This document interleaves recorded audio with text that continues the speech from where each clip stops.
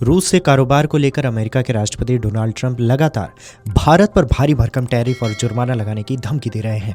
भारत ने बीते कुछ महीनों से लगातार अपनी स्वतंत्र विदेश नीति का हवाला देते हुए रूस से तेल और हथियारों की खरीद को लेकर किसी भी दबाव में न झुकने की बात कही है। हालांकि ट्रंप की तरफ से लगातार तीखी होती टिप्पणियों के बाद भारत ने सोमवार को पहली बार पलटवार किया और भारत को निशाना बनाए जाने को अन्यायपूर्ण और अनुचित करार दिया है। अब इस पर विपक्ष ने भी बयान दिया है। इतना ही नहीं, आलोचना की है।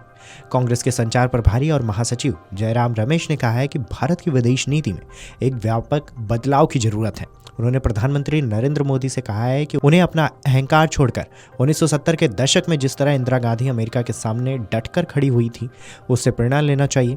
रमेश ने सोशल मीडिया प्लेटफॉर्म एक्स पर लिखा कि राष्ट्रपति ट्रंप अब भी खुद को मोदी का दोस्त बताते हैं, लेकिन भारत को अनुचित और भारी चोट पहुंचा रहे हैं। उन्होंने जो टैरिफ और जुर्माने लगाए हैं वो बिल्कुल भी स्वीकार करने योग्य नहीं है, लेकिन सच्चाई यह है कि ये सब मोदी की व्यक्तिगत छवि चमकाने वाली हग लोमेसी गले मिलने की रणनीति की विफलता को दिखाते हैं। उन्होंने आगे लिखा है कि भारत ने 1970 के दशक में अमेरिका की दबंगई का डटकर सामना किया था, खासकर जब इंदिरा गांधी प्रधानमंत्री थी। मोदी को इंदिरा गांधी को बदनाम करने, उनकी छवि बिगाड़ने और उनका अपमान करने के बजाय अगर संभव हो तो अपना अहंकार छोड़ना चाहिए और यह समझना चाहिए कि इंदिरा गांधी ने अमेरिका के सामने कैसे मजबूती से भारत का पक्ष रखा था। आज भारत की विदेश नीति प्रशासन में पूरी तरह से बदलाव की जरूरत है।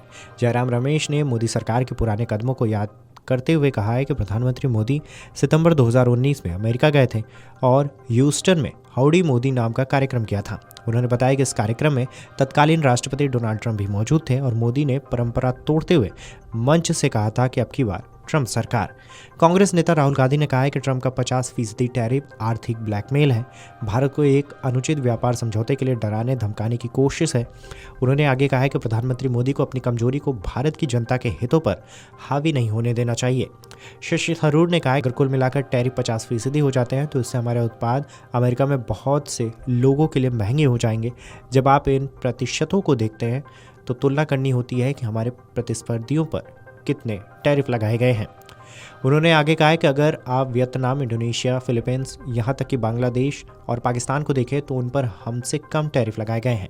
ऐसे में अमेरिका बाजार में लोग हमारे सामान नहीं खरीदेंगे अगर उन्हें वही चीज़ कहीं और सस्ते से मिल रही है। ये हमारे अमेरिकी निर्यात के लिए अच्छा संकेत नहीं है। इतना ही नहीं, उन्होंने कहा है कि हमें अब गंभीरता से सोचना होगा कि वे किन देशों और बाज़ारों में हम अपने उत्पाद बेच सकते हैं। अब हमारे पास ब्रिटेन के साथ मुक्त व्यापार समझौता है, हम यूरोपीय यूनियन यानी कि यूएस से भी बात कर रहे हैं। उम्मीद है कई देशों के साथ हम नए रास्ते खोल पाएंगे, लेकिन फिलहाल यह हमारे लिए एक झटका है।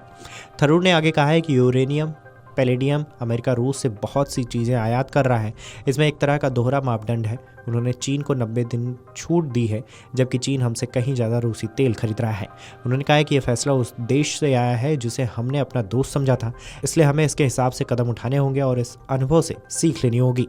उन्होंने कहा है कि अब भारत में भी यह मांग उठ सकती है कि हम अमेरिका से आने वाले सामान पर जवाबी टैरिफ लगाएं। हमें अब नए व्यापारिक साझेदारों की ओर गंभीरता से देखना होगा, खासकर ऐसी परिस्थिति में।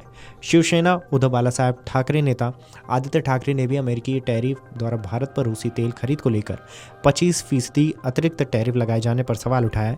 उन्होंने कहा है कि इस पर कोई मंत्री जवाब क्यों नहीं दे रहा है, सारे मंत्री चुप क्यों हैं, क्या अमेरिका के साथ व्यापार समझौता जारी है या नहीं। इस खबर पर आपकी क्या राय है, हमें कमेंट करके जरूर बताएं। Video desk amarujala.com। अगर आप ये वीडियो YouTube पर देख रहे हैं तो हमारे चैनल को सब्सक्राइब कर बेल आइकन दबाएं और Facebook पर देख रहे हैं तो हमारे पेज को लाइक करें।